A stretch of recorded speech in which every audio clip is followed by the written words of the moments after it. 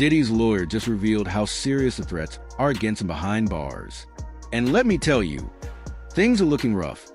Diddy is in real danger and prison is no joke. Are you concerned Sean Diddy Combs could be sexually assaulted, violently assaulted? Because based on what was said in court, it feels like a thing. If I could say one thing to him, in all honesty, don't drop the soap. When Diddy's lawyer, Mark Garagos, went on the Two Angry Men podcast with Harvey Levin, he didn't hold back about what prison life will be like for Diddy. Right away, he made it clear Diddy isn't just another inmate. He's a high-value target. Garagos even revealed that someone already tried to go after Diddy inside the Metropolitan Detention Center, but guards managed to stop it just in time. Is going to spend definitely 2+ years in a federal prison. I just want to lay this out right now. He is a target because they talked about this in court.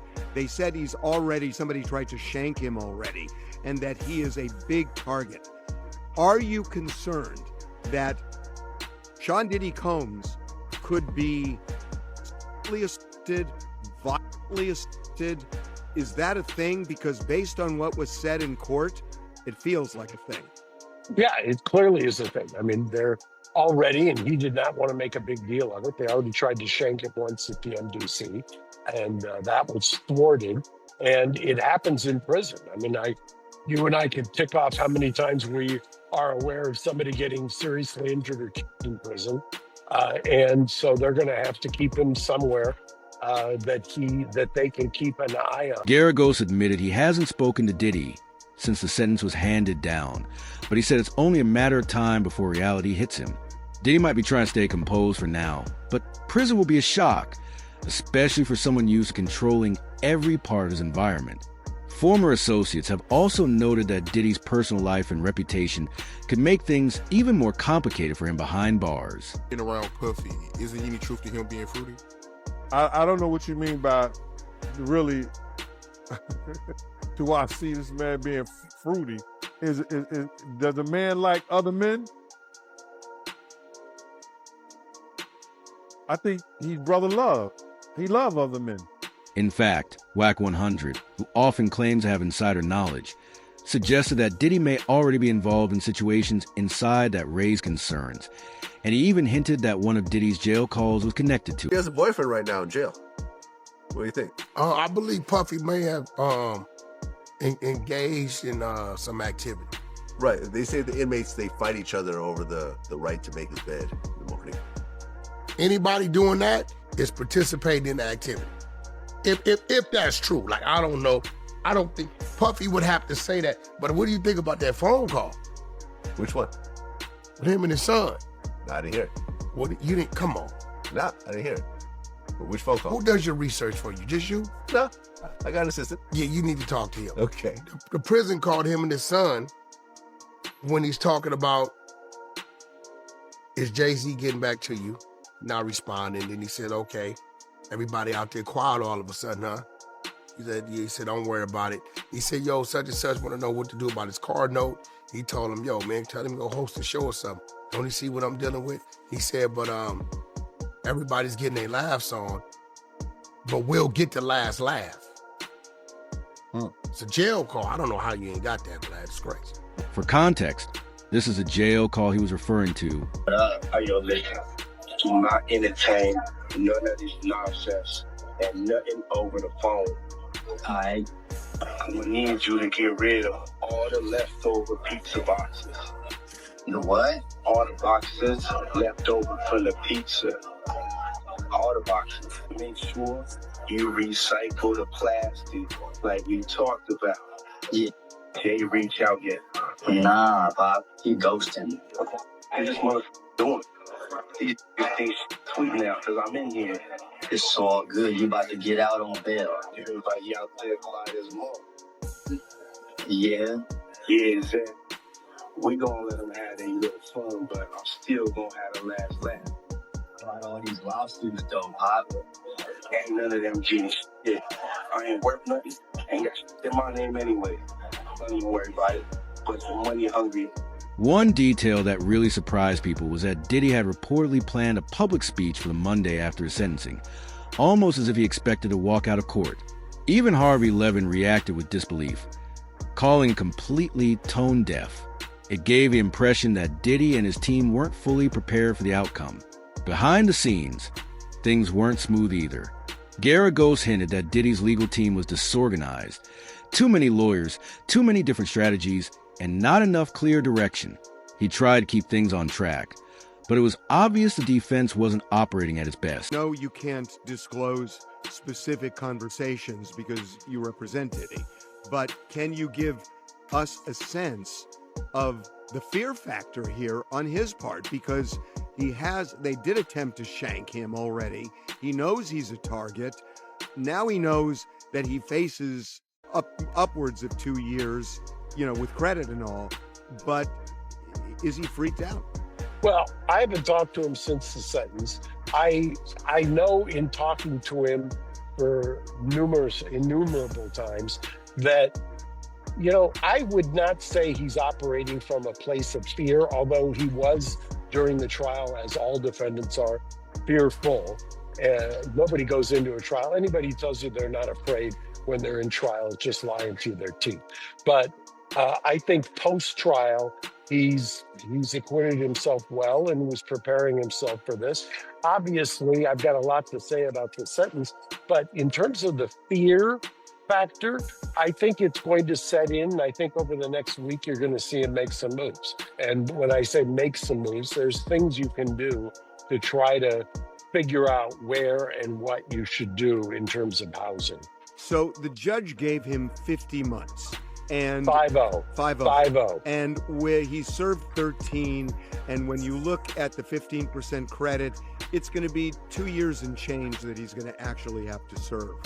I got to ask you something about something that happened in court today, and we talked a lot about this in the live stream, and I couldn't believe my ears that Diddy booked a speech for Monday. When I heard that, I thought, when the prosecution said hubris, it's like, oh yeah, the judge is going to let me out. It's no big deal. It was shocking to me that he would do something like that. It just seemed as tone deaf as just about anything I've heard in a long, long time. It's interesting. There's been a lot of things, and obviously because I'm involved, I don't want to second guess. I don't want to lay blame. I might do that next week. But a lot of times you find that people in these situations, and high-profile people, make decisions that aren't the best. And I think amongst them, I know that they tried to clean it up in courtroom afterwards. Who knows the real backstory here? All I know is that I think he is earnest, he being Sean, about wanting to better himself. I think the prosecution's kind of gambit, if you will, by asking for 135 months, basically just, between 11 and 12 years. But Mark Garagos, the man Diddy hired to defend him, is one of the few who believes Diddy genuinely wants to improve himself. Critics who have been speaking out about him for years, like Jaguar Wright, are still urging people who feel they were mistreated to come forward. She's recently discussed a man who claims he had a negative encounter with Diddy, and she says she has evidence to support his story. See you? Yeah, we see it. Yeah. Fort Wayne County.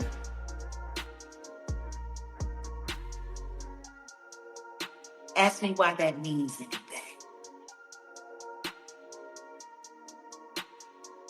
Please, if you don't mind. Well, see, it has to do with this case. Back in 1998, it's so funny that you said rappers from back then, back in the late 90s, and they did this and they did that.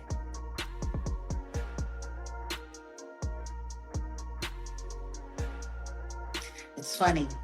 2 different names, same case file. Nobody bothered to pay attention.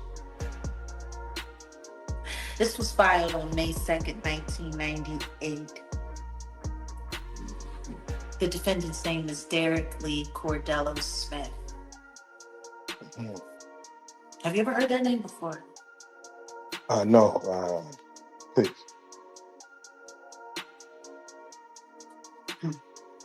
He's a victim of Sean Combs. This is an exhibit.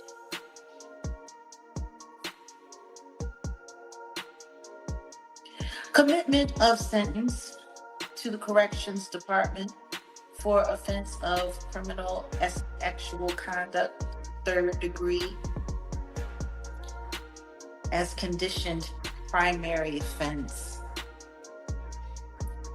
Wayne County Medical Examiner's autopsy report, which would be the autopsy report of Carl Bishop, an actual kit, a grape kit, and the materials contained were of the victim and the defendant. The incident report identifying Sean Combs as the suspect.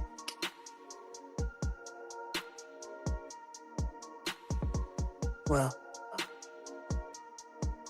do you understand what that means? Hey,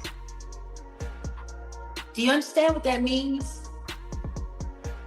What I'm holding right here in my hand in this device that I uploaded for protection of the records.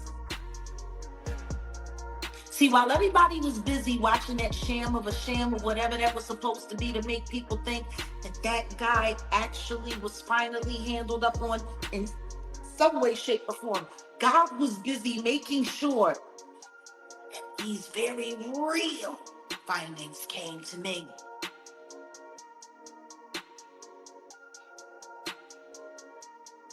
Do you see what I'm telling you?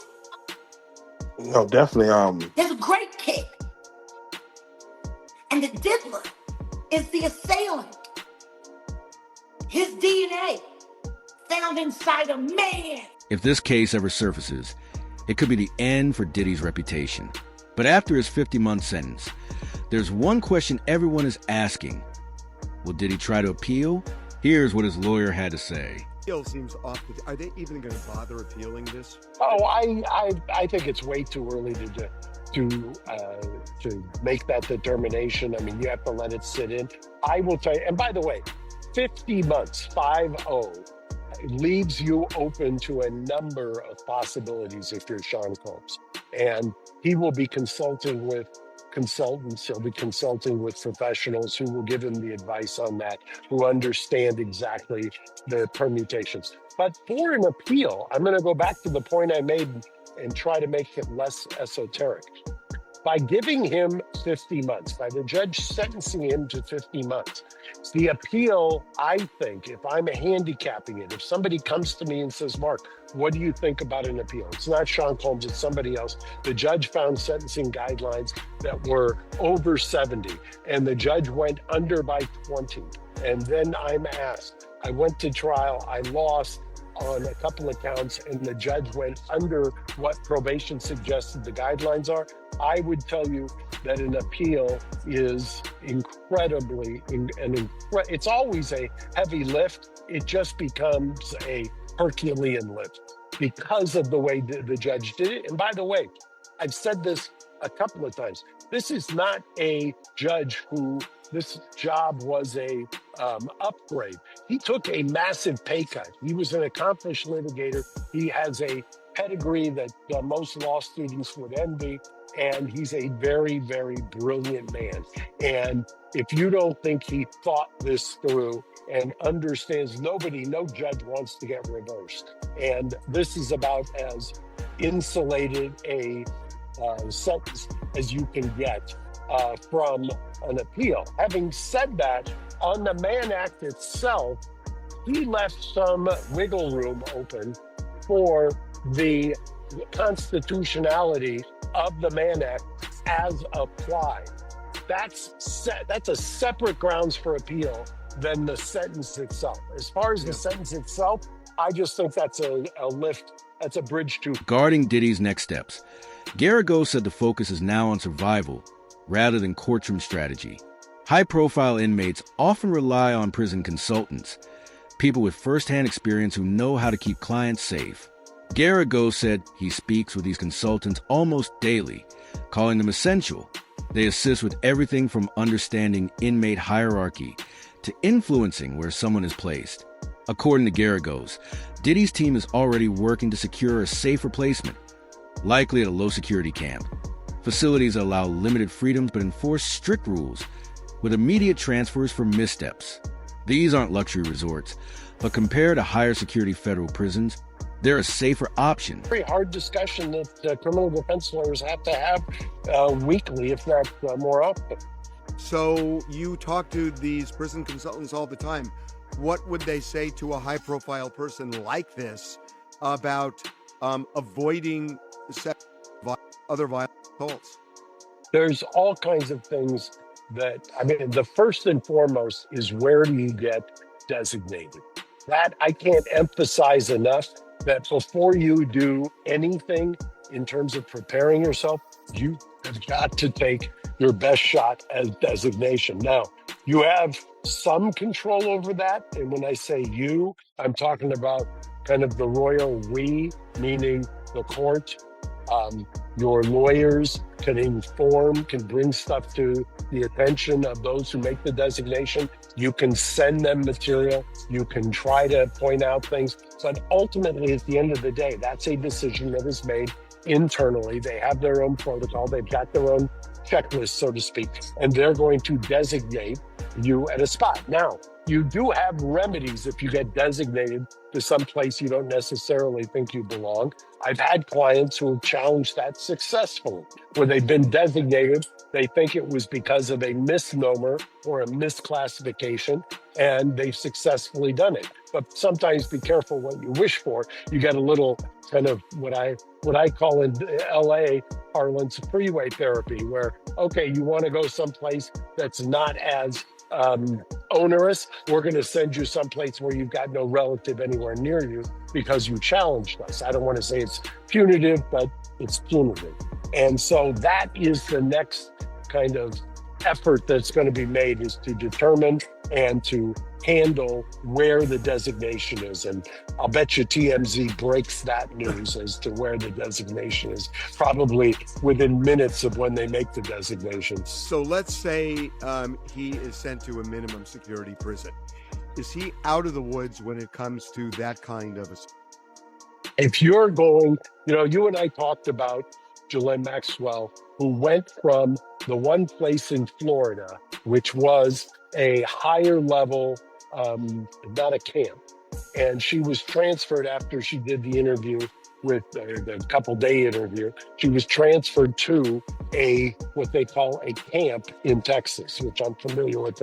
I've had other clients in. So a camp is generally one of the better places to be. And the reason for that is because a camp is basically, you get certain privileges. And if you step off of the line, so to speak, if you violate, if you do anything that is not according to Hoyle, they will immediately send you someplace a lot more onerous. So that's why I say, in the long-winded answer to your question, yes, you've got to get designated somebody. I know he wants to be New York adjacent. If I'm Sean right now, I'm going to be angling for someplace like Lompoc satellite camp or something along that. Former Real Housewives of New Jersey star Joe Giudice, who served 3 years at Fort Dix for fraud and conspiracy, says prison life is far from peaceful. What he did was, and the argument was, that it's what's called acquitted conduct, meaning there was conduct that he was acquitted of. And the judge said he wasn't going to basically go into that kind of whole line of cases, but he was going to consider it as a factor. And he did consider it, obviously, as a factor. And he said he was going to send a message, basically deterrence effect. I always think of my father whenever a judge says, I want to send a message. My father used to say, shows you how old I am. You want to send a message, use West. Still, Giudice's attorney, James J. Leonard Jr., defended the facility, noting that it's regarded as one of the better federal prisons to serve time in. Have a really rough time following the straight and narrow while he's in prison. Well, I've seen it personally. I think he's changed dramatically while in the jail, which is not a prison. I'll make that distinction. Pre-conviction, post-conviction. Pre-conviction jail, post-conviction prison. So he has changed dramatically. However, there's always that tendency. It's in the personality. I mean, you're 55 years old like Sean, you're 60 some odd like me, 70 some odd like you. It's very hard to change old habits. And the judge kind of said that in as much today in a different context, but it holds true everywhere. You're going to have to fight against that urge. You're going to have to fight against it. Sean said something that I thought in his statement was that it was humbling. And clearly it is humbling. And I will tell you, Harvey, and you've seen it with a lot of the people that you've followed over the years, there's various avenues that you can take. There's various decisions you make when you're in custody. And I always tout the Menendez brothers as making good decisions. There are others that I've had who've made incredibly bad decisions. I'm always hopeful that somebody makes the good ones. Yeah. Diddy was reportedly keen on Fort Dix, which would offer a less restrictive environment and potential benefits like RDAP. But Judge Aaron Subramanian denied his request to be sent to a specific facility, only agreeing to recommend a prison near the New York metropolitan area. The final decision rests with the Bureau of Prisons, and if approved, he could serve time in a calmer setting with family access, while denial could mean a harsher environment with fewer privileges. Even after his sentence, Diddy will be under 5 years of supervised release, requiring regular check-ins with probation officer, drug testing, mandatory participation in programs like mental health and domestic violence counseling, living at an approved location, and allowing unannounced searches of his home, car, phone, or computer if officials suspect rule violations. Measures likely tied to his history of intimidating witnesses, which was also highlighted during his trial. Disgraced music mogul Sean Diddy Combs is facing more scrutiny. Federal prosecutors have accused Combs of witness tampering from behind bars. He's in jail. The prosecution filed another motion on Friday urging the judge to not grant bail to the hip-hop star. They say he deployed a, quote, relentless effort to contact potential witnesses, including victims of his abuse, who could provide powerful testimony against him. He's doing that, again, from behind bars. Now, for context, Combs was arrested, charged in September with trafficking, racketeering, and transportation to engage in prostitution. And trying to get away with robbing him. You know, when Derek made his investment into Bad Boy, it wasn't just him. There were 9 other gentlemen that invested $150,000 each right away. Young black men saved up their money, stacked up their cash to invest into this animals company. And it's been appreciating all this time. Ask me how many of those investors, other than Derek, are still alive. Geez, how many? Sheesh. Kind of like Uptown Records. Only one left. Derek.